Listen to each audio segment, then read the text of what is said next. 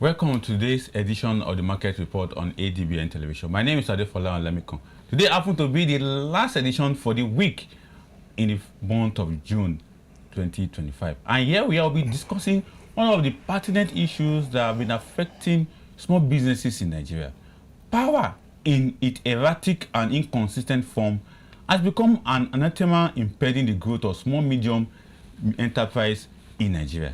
The country's inconsistent power supply and high electricity tariff create significant hurdles for business owners who rely on a steady and affordable energy source to maintain operation. Small and medium-sized enterprises make up about 96% of businesses in Nigeria and create about 84% of employment in the private sector. These businesses therefore play a crucial role and are in the engine of future economic growth as Nigerians strive to diversify and expand the economy. In 2024 alone, these businesses majorly provided services and contributed about 57.38% to Nigerian GDP in the fourth quarter of 2024, as well as 5.37% growth rate. This was the highest contribution from any sector in the quarter, surpassing its growth rate of 2023. Despite this immense potential, small businesses in Nigeria are struggling as a result of poor power supply, and because of the issue of over 50% of them are failing within the first quarter of operation. More specifically, research indicates that more than 95% of SMEs close their doors within the first 5 years of operation.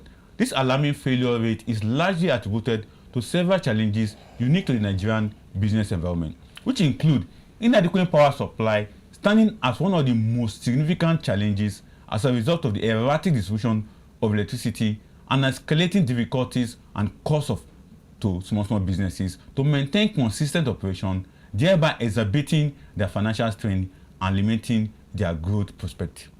Joining me on the show today is Dr. Emmanuel Ovuede, a public affairs analyst who happens to be also a business owner, who will be helping us to understand the challenge of power sector to small businesses. Doc, a very good day to you and welcome to Market Report ADBN Television. Yeah, good day, sir.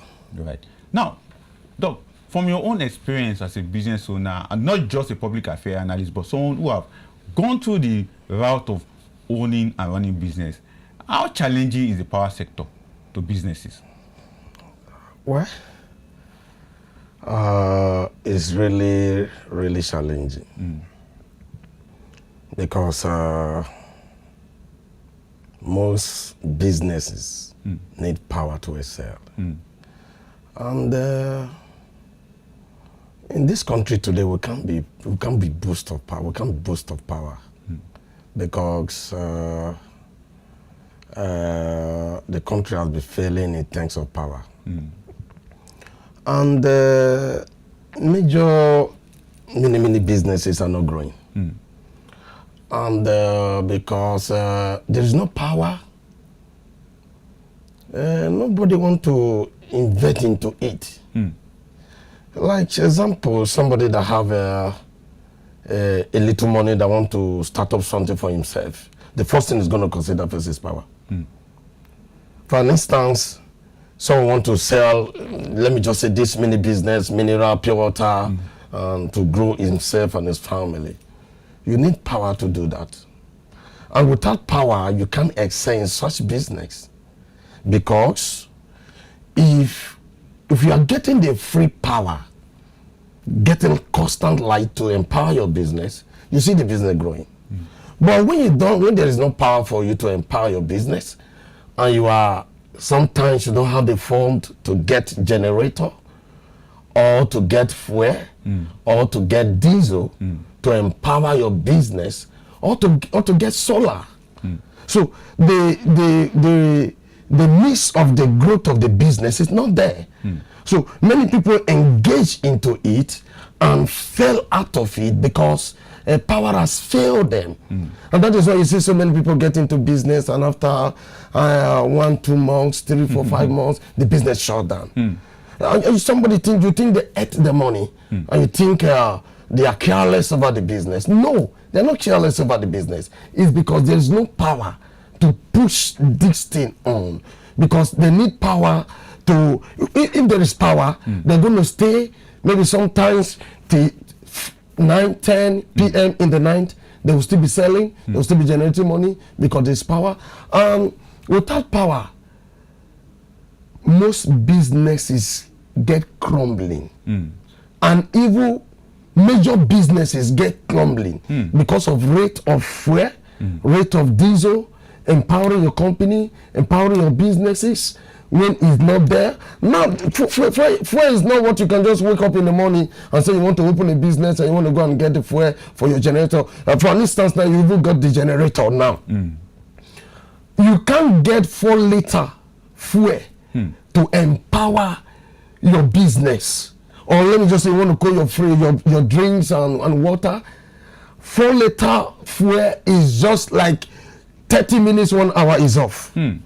So the reason why you want to get the fuel to empower to cool your drinks and other things will not be there. So it's just like waste. Now, Doc, so sorry for cutting you, but many people also want to ask that, are there alternatives for these small businesses in the area of power? Yes, there is alternative. And that is if the government want to be of an assistance to that. It's not individual. It's a work of the government. It's a duty of the government to provide power to their citizen. It's not the duty of the citizen to go and sort out power for themselves. We should emulate other countries who have been using powers. There are countries, I was in Cameroon a few years back. Sorry, let me digress a little bit. I was in Cameroon a few years back, and before I woke up one morning, about 15 electric poles fell down. And the power sector, the NEPAs, send an SMS and telling you they should give them 9 hours, 10 hours, they're going to fix the light. My mentality, I came from Nigeria when if one pole fall, you're going to take you like 2 weeks. Exactly. You understand? So the community will buy it. The community will buy it. Otherwise, the government doesn't care. Or something happened to your transformer. After 3 months or 6 months, they began to ask each of the building in the area to begin to contribute so that they can fix it up. So when I said, how many poles? They said about 15 to 20 poles. They're talking about 8, 9 hours. I said, they're crazy. I said, I think this thing is going to take over 3, 4, 5 weeks. I said, just hold on. Sir, it's not to 9 hours. I saw this low bed carrying poles and all that, fisting it, digging and fisting, connecting of wire. Within 8 hours, the lights just, oh my God, like seriously? Cameroon, who had nothing, can come to this, build their power to this extent? Then what happened in Nigeria? So I was amazed. So it's not the duty of individual, a citizen, to go and sort power for themselves. It's the duty of the government to sort power for their people. And the government should be concerned that, including the power they refuse to sort out for their people, is contributing to the growth of the country and the economies of the country. I'm not talking about the economy because that is the bulk of, the bane of our discussion. Even though we are looking at, we are micro-zooming the discussion around small businesses. Yeah. We also know that power affects big business. For instance, last week, the Manufacturers Association of Nigeria cried out and said, one of the biggest challenges they have had is that they have been spending so much on power cost for their members, and that has really affected their business. But on the part of small business, as I asked you earlier, what are the alternatives which you are trying to provide the answers to it? But many people are also suggesting that they can go for the solar power source. What's your take on that? Okay, let me say this now. The solar power source. Is everybody can go and inquire the solar power source? This is one thing we should look about. We should look into. Okay, I went in Delta State. I'm from Delta State. I went to a place, a local government called Sapele in Delta State, and I lodged in a hotel because I'm the grand patron to the UN Women Initiative. So we went for inauguration. So the hotel that lodged me. The next morning, the manager came to meet me, and we have a discussion, and he said NEPA gave them bill of, I think, 30-something million every month. And I asked myself a question. Are you people generating 30-something million from this place every month? That's one. Secondly, they have solar. But the solar can only carry for daytime. And it can carry many things like fan, light, but it can't carry AC. So they also need the power, the light, to boost the business up, because I can't lodge in the hotel and I don't, there's no AC. So there's no need of lodging in the hotel. So when we talked about the issue of power, it's not only the small businesses, like what you said, it's also affecting the big companies and other businesses. But the issue of solar now, can solar do the work of power? That is one thing we should look about. Sometimes, okay, like our politicians, our big men, will be able to afford putting a solar of 20 million in their house. But can everybody afford that? And sometimes we should consider for ourselves alone. I may be able to afford it. What about you? What about others? But this is what we should be looking about. We should be looking up to. Don't look up to yourself alone. Look up to others. You are called to lead or to govern. If you can take care of yourself, are they able to take care of themselves? Okay, let me use this as an instance now. Many governors, government officials, commissioners, SSA, and this and that, ministers, they are getting allowances. They can get solar, they can get everything, fixed everything in their house, in their wife business and others. But what of those who don't have such privilege? So I don't think solar is the solution of power in this country today. We should tell ourselves the truth. As many countries are using power today, are they using solar? Is solar empowering the country? No! We should emulate good things and forget what the nearby solution that is not going to last us. Now, talking about nearby solution that will not go to last us, because many people also have turned the line that you have just mentioned, that solar is limited in a way, but it can provide immediate solutions to some of the problems that we have faced, particularly for SMEs. But still going to the issue of power supply that have become a challenge to SMEs in Nigeria, we also need to ask ourselves the question, you know, SMEs in Nigeria, they're supposed to be generating funds, they're supposed to be generating profit, and they're supposed to put that back into their business. But there's this question of where people have been, particularly energy experts have said that power is not cheap. So I'm asking, how can we make power cheap for our small businesses? Because it's very important. Recently, there was this issue around, let us make tariff reflective. But nobody's asking reflective in which sense. Is it reflective to be affordable or reflective to just bring profit for owners of power generation? So I'm asking you right now, how can we make power affordable in a local balance way, cheap for small businesses? Okay. I said something last week on I said most of the states and in our countries, the policy is not to favor the masses. It's to favor themselves, which is not supposed to be. Your policy is what's supposed to favor the masses. You don't make policy because of yourself. You make policy because of the masses. Like those who can't reach to what you are bad to your policy. Everybody can be equal. It just looks like the fingers. The fingers are not equal. And because you are able to afford any amount, doesn't mean everybody is able to afford any amount. You understand? And most of these things, let's come to reality now. Even there are some states that you will pay high in the issue of light, but you don't even see the power. But you are paying in the issue of power, you don't see them. So what are you paying for? So, and I think the country should come together to tell themselves the truth. Our leaders should tell themselves the truth. They should come together and advise themselves and tell themselves the truth. That when it comes to the issue of power, they are maltreating their citizens. Because you can't give a tariff that will favor the people. So where did you expect them to get the fund from? This is what you should be considering. The money you expect them to put into business, if they use it to pay the tariff and whatsoever they want to pay, where would they get the money to generate their business and keep their business running? These are the issues we should be looking up to. Not just increasement of tariff or whatsoever.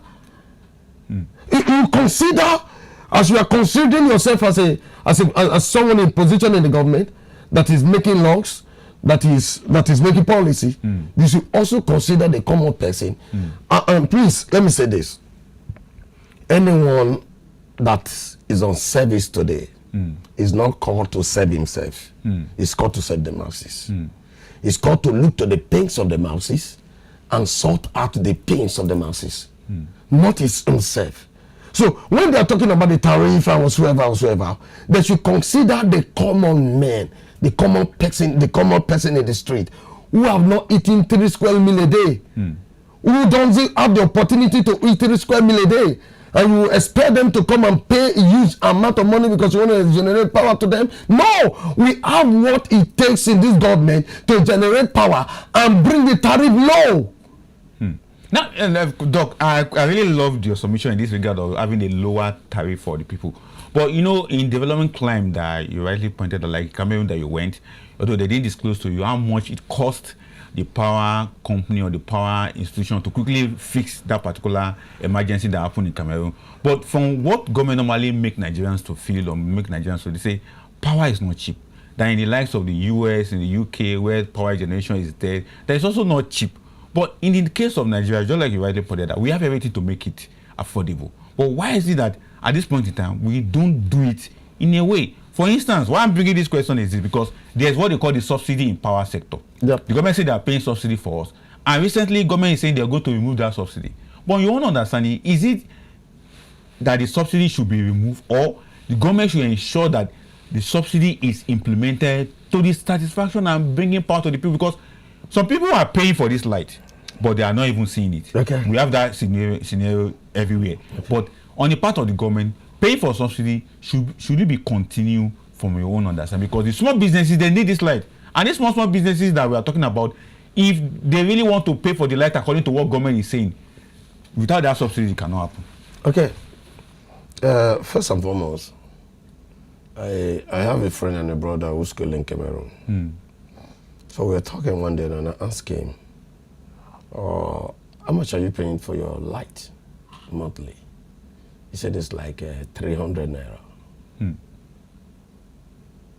That means when we convert their currency to Nigeria, it's like 300 naira.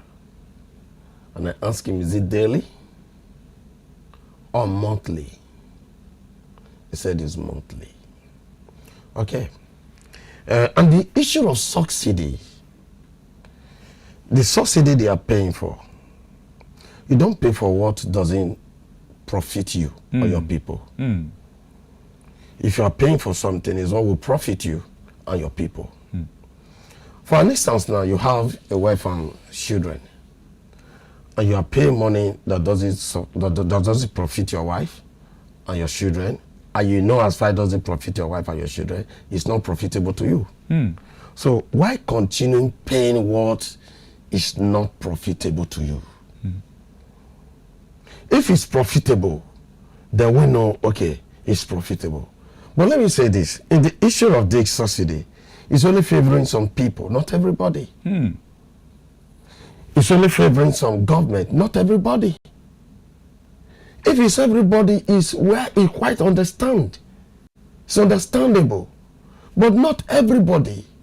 So if the government want to remove this issue of subsidy, the first thing I want to say, they should sit down and ask themselves, if we remove the subsidy, are we going back or are we moving forward?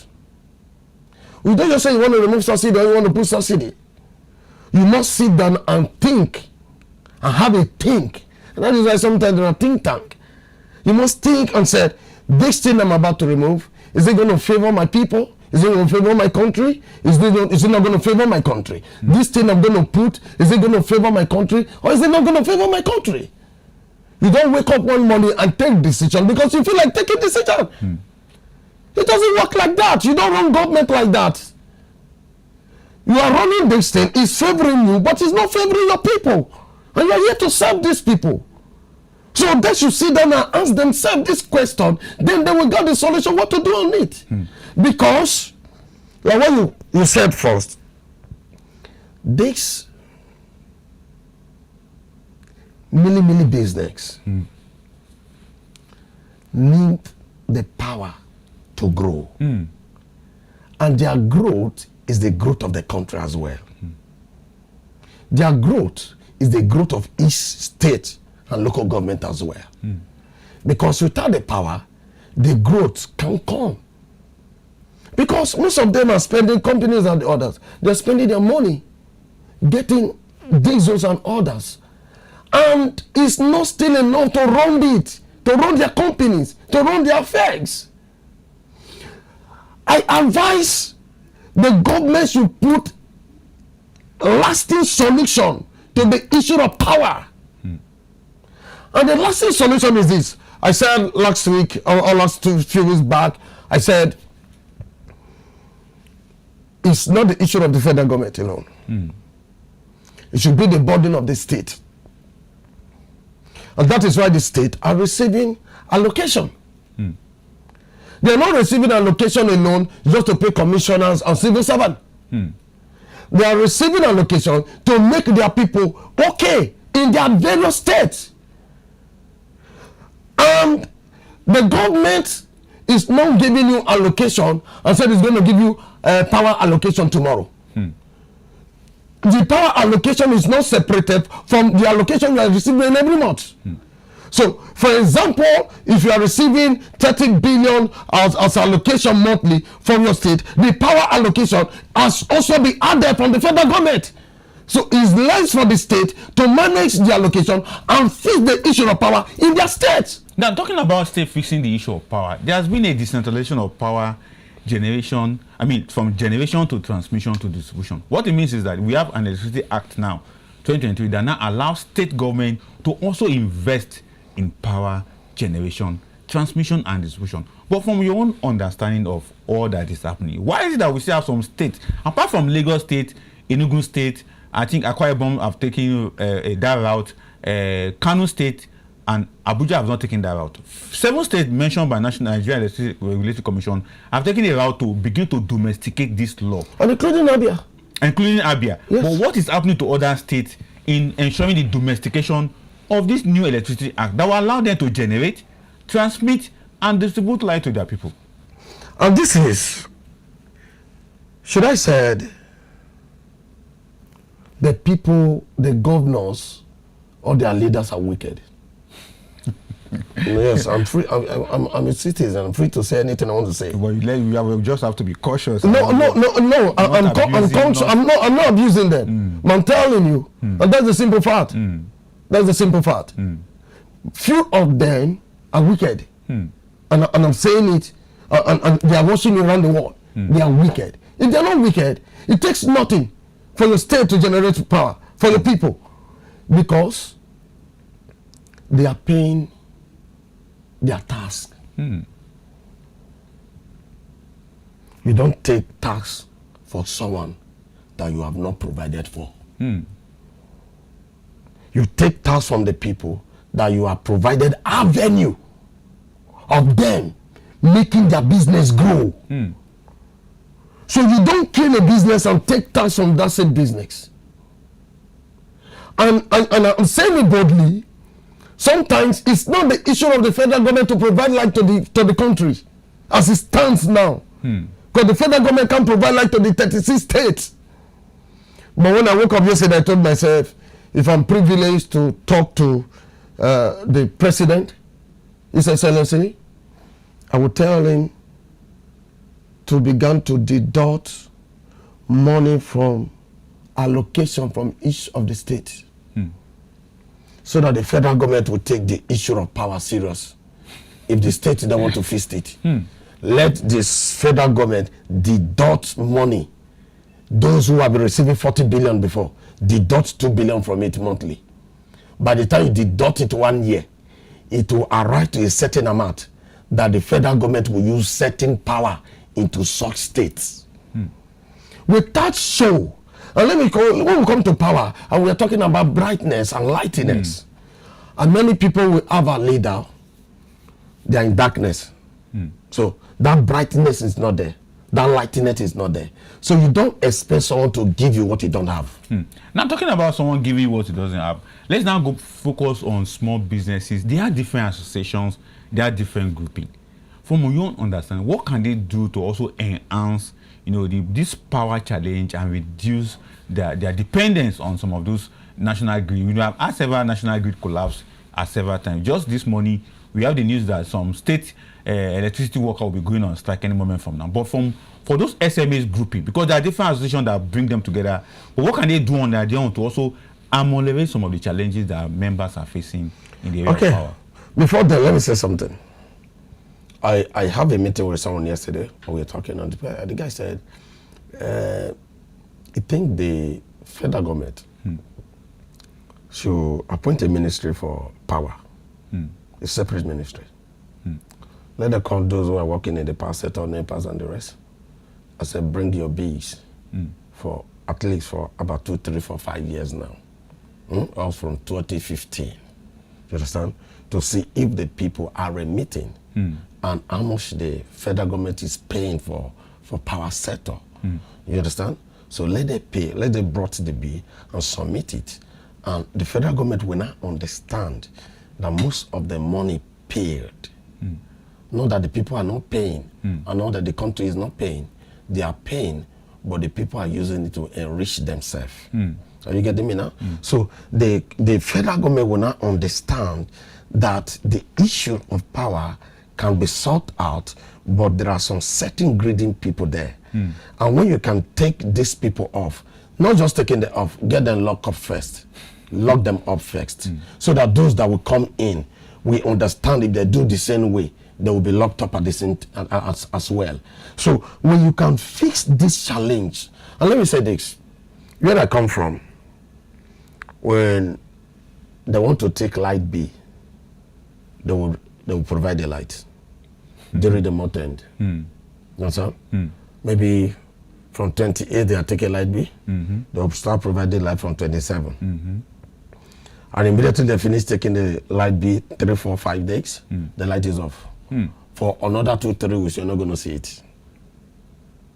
The power is off. Another 2, 3 weeks, you're not going to see it. When you come to small scale businesses, as you said, I think them also can help themselves.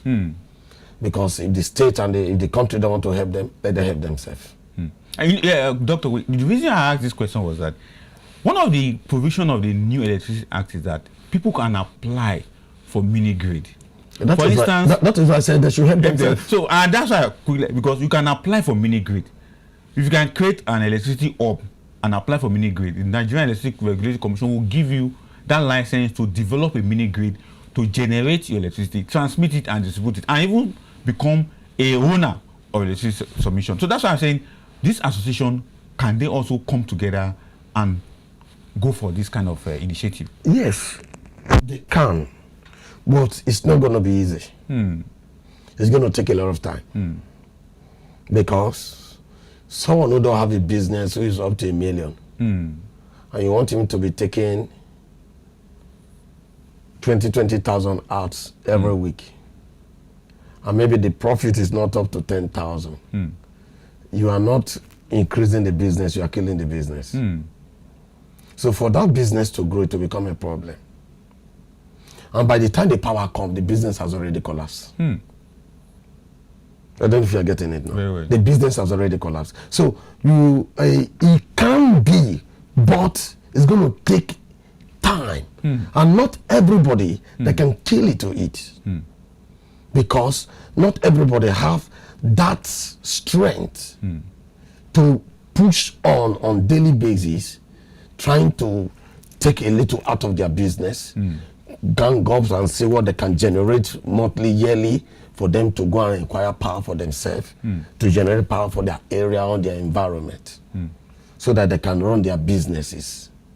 So it's not what we do, it's not what we're going to do instantly. It's what it's still going to take time. But instead of that, I advise us government. Now, I'm even coming to that because we need to advise the government of Nigeria. Yes, I advise our government to come into the issue of light. I advise our state governors to come into the issue of light. I'm from my area, I'm from South. I'm from South. We have oil, we have gas.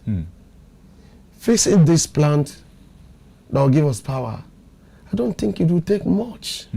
Now, Doc, I've been speaking with Dr. Emmanuel Ovuede, a public affairs analyst, also a business owner, who are helping us understand some of the challenges of this power electricity sector on small business. And he has made it loud. Government need to take pragmatic, proactive action on this issue of power. For instance, a 2024 research on SMEs in Nigeria said before 5 years of any SMEs that started, they will die. Reason because cost of power. Now, Doc, let's now begin to provide solutions, advices for both the government at the federal level, government at the state level, as well as local government. But let's start with federal government. What would be your sincere advice to President Bola Tinubu? My sincere advice to President Bola Tinubu is doing well, but my sincere advice to him is he should take the issue of power personal. If the state governors don't want to take it personal, he should take it personal. He shouldn't just look at it like the state government should handle their state alone. And the state government doesn't have a control of their own. Every state is in Nigeria. And he's not a president of FCT. He's a president of Nigeria. So whatsoever that go wrong in any part of the Nigeria, blame goes to him. It doesn't go to the governors most of the times. Even when he's doing well, the blame still goes to him. So I advise him to take the issue of the power so very serious by checking on the state and by giving the state the biz what to do on powers. And if any state don't want to comply from the issue of power, I advise the country to come together and withdraw part of the allocation. Part of the allocation.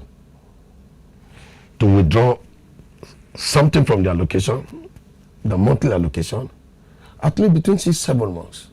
It will be enough. It will amount to a certain amount that will fix power in the states. And if it doesn't happen as such, I advise the federal government as well should create a committee. Let it create a committee that will sit down on power alone. And let them ask themselves, what is it going to take to provide power for our people? I'm talking about what it is going to take to provide power for our people. Recently, the Minister of Power, Adelabu, said that Nigeria will be requiring about $10 billion yearly to fix power. Yearly for 10 years, we'll be spending $10 billion yearly to fix power. Just like what you said, we need to know what's really going to happen. But to the state governor, what would be your advice to them? To the state governors, I think I have much advice for the state governors. Yes. Yeah, go ahead. Because they have much role to play on this. When we are talking about the federal government, we are talking about 36 states, including the FCT, which is not going to be easy. But when we are talking about state government, some state is just 25 local governments, some is 9 local government, like Bayelsa, like Delta State is 25 local government. Based on the allocation we are receiving, and we have oil and gas, and most of this power, most of this plant only take gas. Why the state are generating gas? So I think fixing most of this light into the state, power to the state, it doesn't take anything from the state. It doesn't take anything from the state. Okay, like my state, Delta State, we have 3 senatorial districts. If we can't fix the 3 senatorial district once, let's have a plan. Batch A, Batch B, and Batch C. Okay, Batch A, we are fixing for the first senatorial district. In between 5-6 months. Okay, we are taking, for an instance, we're taking 30 billion, 40 billion. We're going to fix the issue of power to the fix for the Batch A senatorial district. Because we can't fix the full state ones. And after that, we fix to Batch B, then we fix to Batch C. Gradually, you will understand that the state will be enlightened with power. It just look like Abia, who part of Abia is using, what is it called now? Thermal energy source. Yes. part of Abia is having a constant light. So, and if Abia, who are receiving low federal allocation, can go for that, what about that state who are generating, who are getting more allocations? The that of Abia was driven by by PPP arrangement, that is a private investment attractiveness. So are you also seeing that private businesses who are power generating company can come in partnership with state? It can come in partnership with state, and they also generate. But still, even private businesses coming in partnership with state, the state can also take it so personal. It look like pains, sir. It look like pains. When you have a pain in your heart, you just want to sort it out. You want to do anything to make sure you sort the pain out. I ask someone, if someone want to die, why is he crying? If you know you want to die and you're crying, why are you crying? Because you know the pains of him dying, of not being in this earth anymore. He just want to, he's looking at everything he has put on ground. So I'm leaving this thing, I'm dying. Who will I leave this thing for? So he began to cry. If every governor can take it as a pain upon their shoulder, that this is our people, they need the light.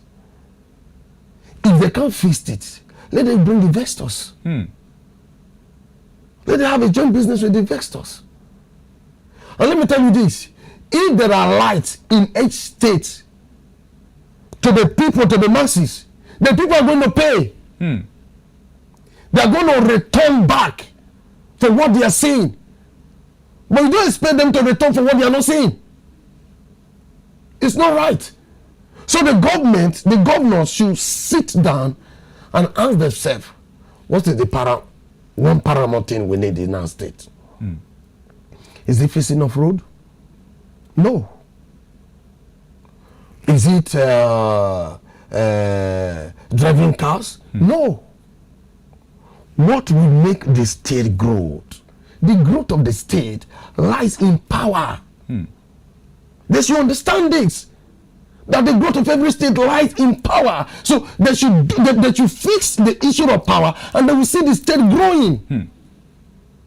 So I advise each of the governors to take the issue of power serious from their state. And anyone that think they can't fix it by themselves, they should go and bring investors. Let them come to their state as an agreement with them. Let us sit in a round table. What will it take you to fix light for our people?